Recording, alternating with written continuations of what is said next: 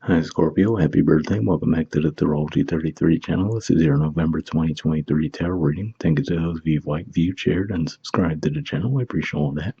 For those of you new to the channel, as far as what we have in front of us, it's a Celtic Oral spread as always, and also pulled the 4 agreements, Wisdom, the Oracle, and Mudra card for you guys. We're actually going to start the reading off by rolling those astrology dice we have in front of us to get an idea of where your focus should be as far as that goes.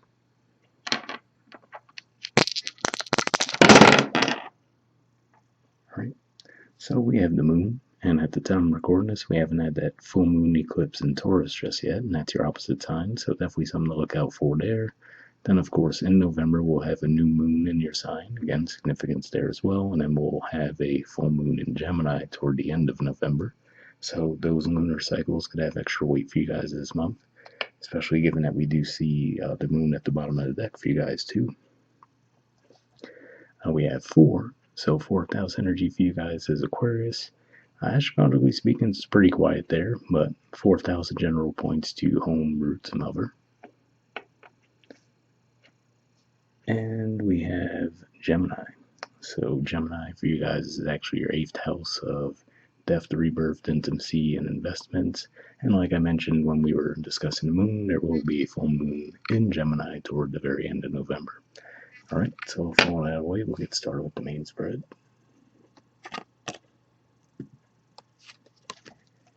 In the main situation position, we have the Hierophant, and that stores energy there. And challenging that, we have the 10 of Pentacles, Virgo energy.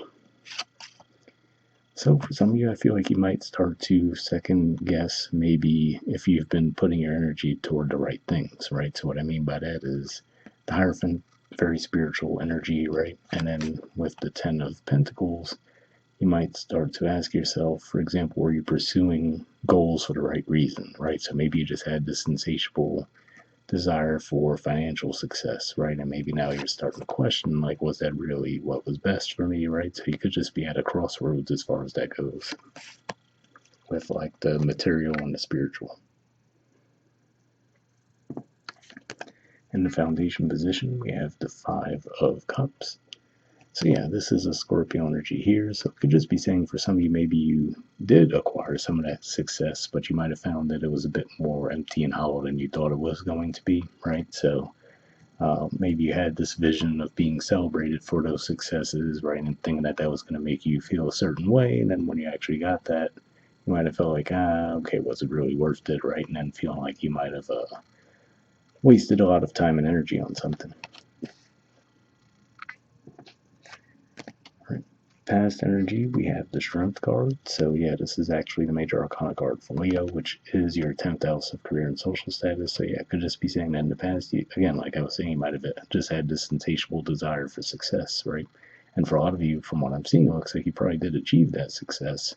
But now to realize that, okay, maybe it didn't bring me the fulfillment that I thought it would at the time. Present energy, we have the 4 of Cups. So this is actually a Cancer energy here, but more or less emphasizes the same energy that we've been talking about already, right? Where you acquired something, but now there seems to be a lack of excitement toward it, right? And just an overall feeling of disappointment that it didn't bring you the fulfillment that you thought it would originally. All right, in the near future position, we have Temperance. So this is the major arcana card for Sagittarius, which is your 2nd house of possession, self-worth, and finances. So it could just be saying that as we move into Sagittarius season, that could actually help you find a way to bridge that gap, right? Where you could still have one foot on the earthy financial side of things, right? Like we see the 1 foot there. And then we have the 1 foot in the water, right? Which is the more emotional, spiritual type of connection. So I feel like this is saying that as we progress through Sagittarius season, you might find a creative way to meet in the middle with those two energies.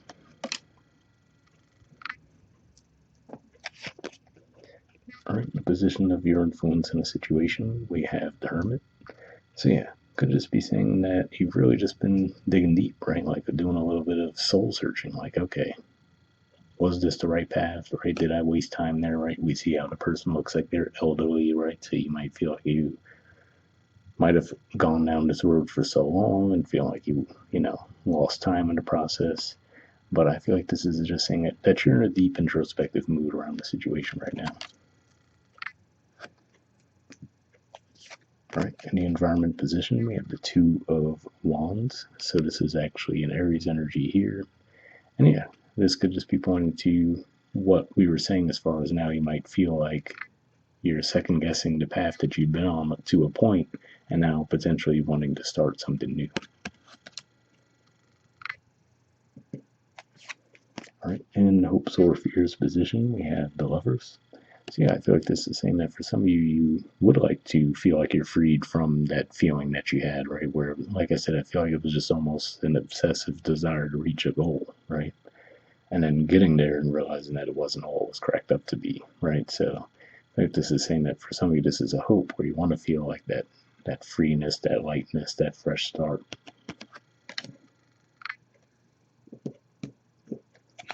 In the outcome position, we have the Devil.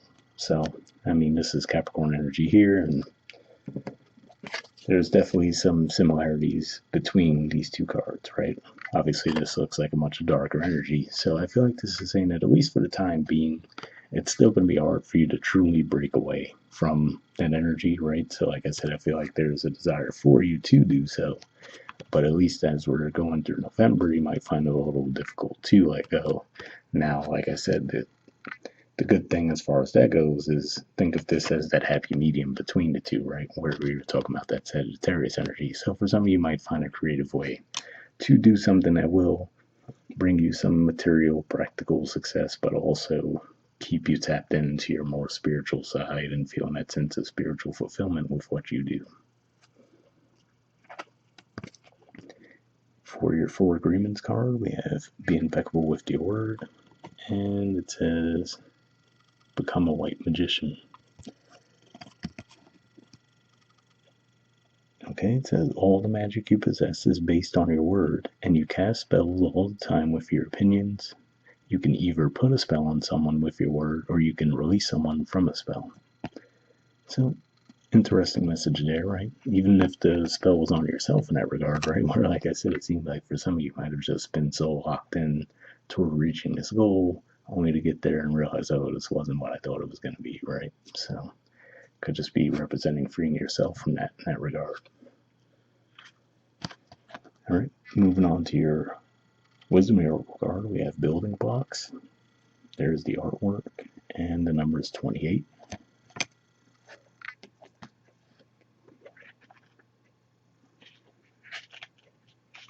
So interesting, before we even read the messages from the book, what I'm feeling with this, just given what we were talking about with that spread, is that even if you might view it now as, oh, was this wasted time, right? Did I miss out on opportunities? I feel like this is saying that those experiences you had reaching that goal, even if it doesn't feel fulfilling to you now, it's not necessarily like you have to throw all of that experience away, right? I feel like this is saying that even that experience, even though it might seem completely disconnected from what you'd want to do next, you can leverage those experiences to benefit you on your next journey. So see what the messages have to say. Central meanings say strong foundation, a beautiful work in progress. The Oracle's message: you have everything you need to cultivate an extraordinary life. This is a time when your focus needs to be on a foundation to build upon. Your work, your relationships, and your very being are underwritten by your values, ethics, morals, and core beliefs. Are they still true for you? Will they stand the test of time and serve as the solid grounding upon which you construct your life? Now you are making changes that will affect everything in a positive way. Your destiny is truly a remarkable and beautiful design. So yeah, definitely a positive message there, right? Hopefully that resonated. And then the relationship message says, when you see this card, know that you are attracting new relationships into your life and solidifying the ones you already have by building them on the foundations of honesty, humility, clear communication, and a genuine desire to know one another. You are moving toward laying the groundwork for a relationship with the firm footing that will ensure it can withstand any storm. Long-standing relationships are also repaired and strengthened. You and the other person are stronger, wiser, and more powerful together than apart. So yeah, definitely a positive message here as well. when it talks about building them on the foundations of honesty, humility, so on and so forth, right? Could just be saying that you might even be, if we want to look at the fact that the Hierophant energy represents your seventh house of relationships and partnerships, could just be saying that even if you might have looked for what you now view as quote unquote the wrong things in people, right? Like you were looking at, material possessions, for example, versus their character, things along those lines, you could be feeling a shift there as well.